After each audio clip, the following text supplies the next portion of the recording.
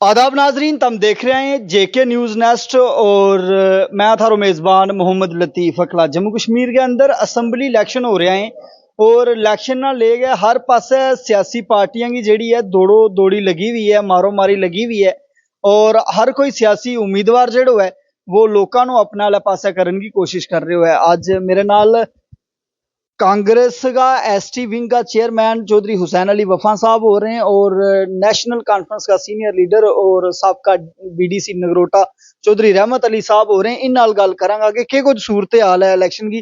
चौधरी साहब वक्त दितो थारो बड़ो बड़ो शुक्रिया। इलेक्शन चले पे आए, इस वेले असम्बली का इलेक्शन है। थारा भी हमने बड़ा फोन किया, तमनो तानो भी बड़ी दौड़ो दौड़ी जेड़ी है इस वेले लगी हुई है। के हालात है इलेक्शन का, किस तरीका वो जो रद्दे अमल है, तैयारी है किस तरीका की, रुझान के है लोगों को?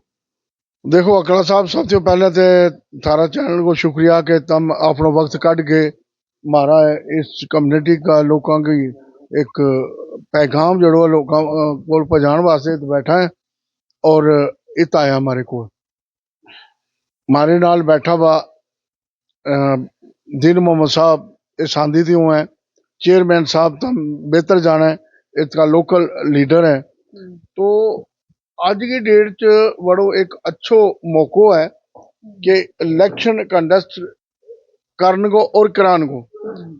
पिछला 10 साल दियों कोई इलेक्शन नहीं, बगैर सरकार दियों ते जम्मू कश्मीर का जो बदअमनी को माहौल बने हो, अफसरशाही चली, हमारा लोग जरा बे परेशान है। हम बगैर लीडर दियों, बगैर नेता दियों लीडरलेस हो गए रह गया कि हम कोई अपना इलाका की कोई गल नहीं कर सकता। अज जो यो माहौल बने हो इलेक्शन को, हम यकीन नाल कह सका कि इत नेशनल कॉन्फ्रेंस और कांग्रेस की सरकार बनेगी और लोगों का मुतालबा सुना जाएगा, सेक्रेटरीट उनकी गल रखी जाएगी। इस तरीका की डेवलपमेंट है उसके ऊपर गल की जाएगी, बेरोजगारी के ऊपर गल की जाएगी। बहुत सारा मुद्दा है कि जरा गिनते गिनते मेरे ख्याल शाम हो जाएगी कि 10 साल का पीरियड अगर कोई सरकार यह क्या है कि हमने जम्मू कश्मीर को बहुत कुछ दितो है, तो बे अपना को 5 काम ऐसा जम्मू कश्मीर च गिनिया दे बे गिनती 10 छोड़े कि उन्हें केड़ा 5 काम बड़ा किया है। ये जरा नेशनल हाईवे का रोड जरा दूसरा टेंडर का जरा चल में टेंडर बनी है, ये ऑलरेडी ही नेशनल प्रोग्राम च ये बनिया मैं 10-20 साल का प्लान बनिया मैं, ता करके वो सारा सिस्टम नो आगे कंटिन्यू रखें। कम के लगा हुआ उन्होंने कोई 5 काम भी नहीं किया, कोई 5 काम गिनवा दो। लेकिन भाजपा वाला ते परसों जिस वेले प्रधानमंत्री नरेंद्र मोदी साहब डोडा आया हुआ था, हमने सुनियो उन्होंने उत जम्मू कश्मीर के अंदर बड़ा बड़ा प्रोजेक्टा को जिक्र किया। उन्होंने क्यों हमने मेडिकल कॉलेज दिता, हमने एम्स जम्मू ना दितो, हमने आईआईटी दिती, आईआईएम दितो, उसके अलावा और बड़ा सारा प्रोजेक्टा की उन्होंने गल की। लेकिन तम के लगा हुआ कि कोई 5 काम नहीं गिनवा, उन्होंने तो कोई 50 काम गिनवाया। हम तब लोग बड़ी सफाई नाल कह सका, ये सारा ही काम जड़ा है ये पहली सरकार ने मनमोहन सिंह जी जिसले प्रधानमंत्री हुए था उनका प्लान के बीच एक काम पाया हुआ था और उसके ऊपर इन्हें रेवण कटने को जो काम किया है वो इन्हें किया हुआ है। बाकी नमो काम कोई नहीं किया। नमो काम एक किया हुआ इन्हें अग्निवीर बनाया बच्चा, जिनका 4-4 साल नौकरी के बाद वे घर आ जाएगा। बस कच्ची फोर्स बनाई है जिसके बिच उन्होंने कोई आर्मी को रिटायरमेंट के बाद कोई बेनिफिट नहीं उन्होंने मिलेगा, कोई हॉस्पिटल की फैसिलिटी नहीं मिलेगी, कोई उन्होंने राशन की फैसिलिटी नहीं मिलेगी, कैजुअलिटी हो जाएगी उसकी कोई फैसिलिटी मिलेगी।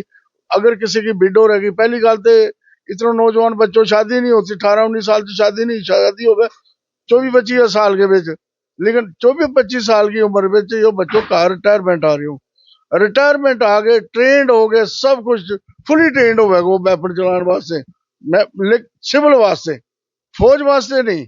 फौज वास्ते इतना शॉर्ट पीरियड जो तगड़ो सिपाही भी नहीं बन सकते, लेकिन जिस लोग ट्रेंड हो गए निका वेपन चलानो जाने को वो घर आ जाएगा, उसकी बेरोजगारी हुई वो किस पासे जाएगा।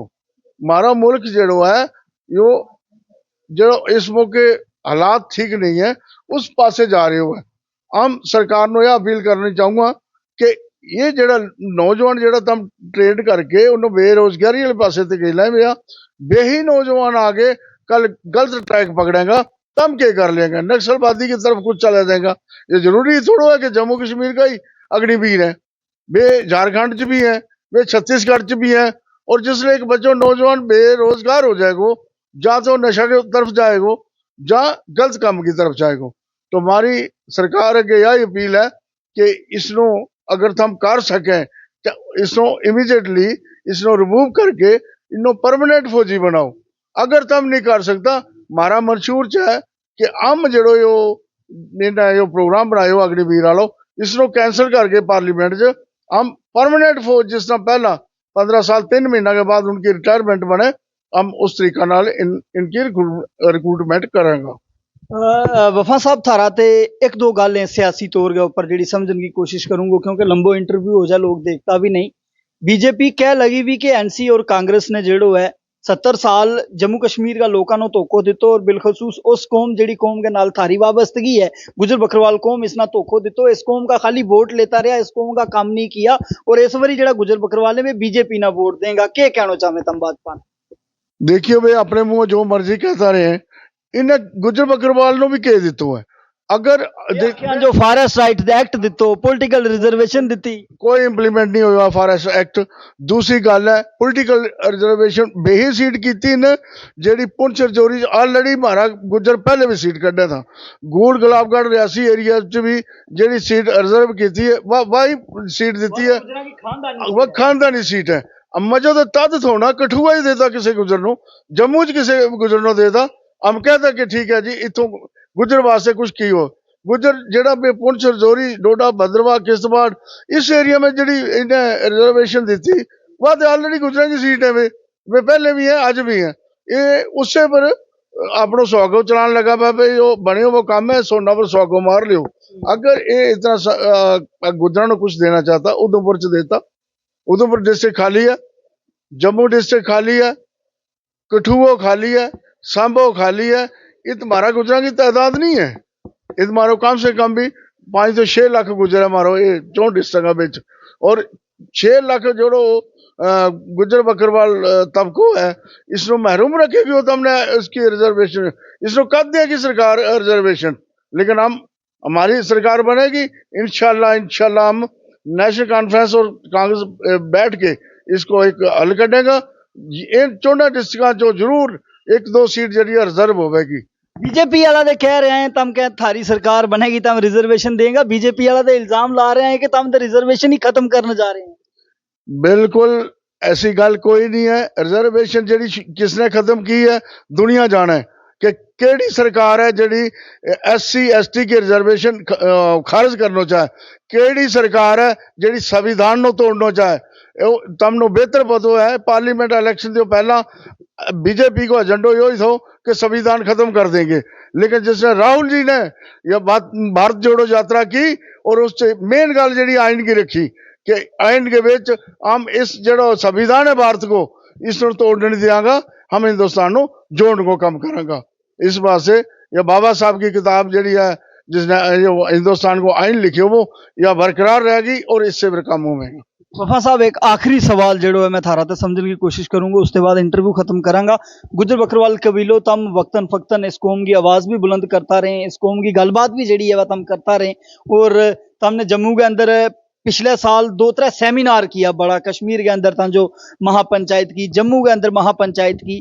लेकिन उस महापंचायत के अंदर जड़ा मुद्दा निकल के आवे था गुजर बकरवाला की रिहेबिटेशन को मसलो है, गुजर बकरवाला नो बाज आबादकार करण को मसलो है, उन्ना किसी मुकम्मल जगह बसान को मसलो है।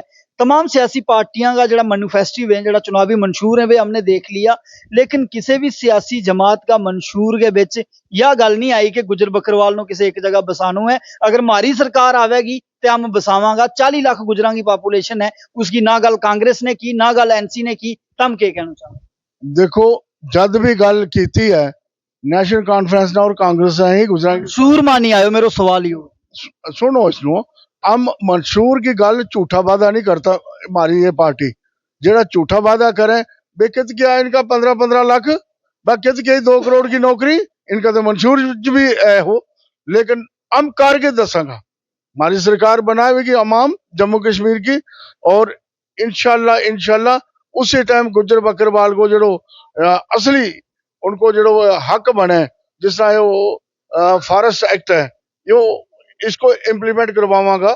जो गुजरा लैंडलेस लोग हैं उनका वास्ते परमानेंट सेटलमेंट को करांगा।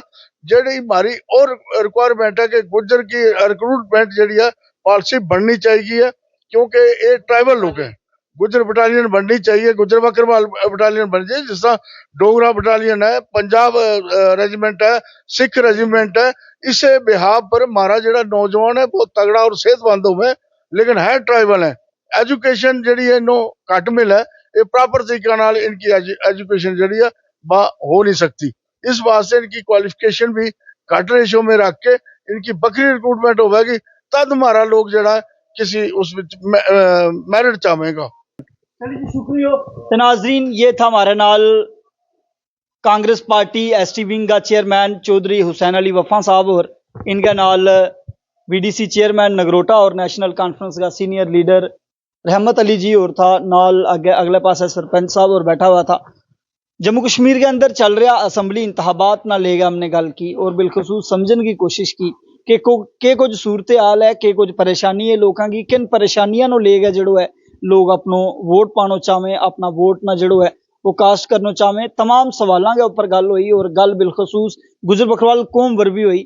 या कौम जी है पिछला 70 सालों से लेकर वोट तो देती रही, लेकिन इस कौम की फलाह बहबूद वास्ते के कुछ हो, किन्नो हो, किसने की हो, तमाम चीज़ों के ऊपर जी गलबात हुई। थारी इस पर के राय है, तम भी अपनी राय कमेंट बॉक्स में रखो। इसे के नाल मिन्ना ते मेरी टीम ना दो इजाजत, तम देखता रहो जेके न्यूज़ नेस्ट। बहुत बहुत शुक्रिया।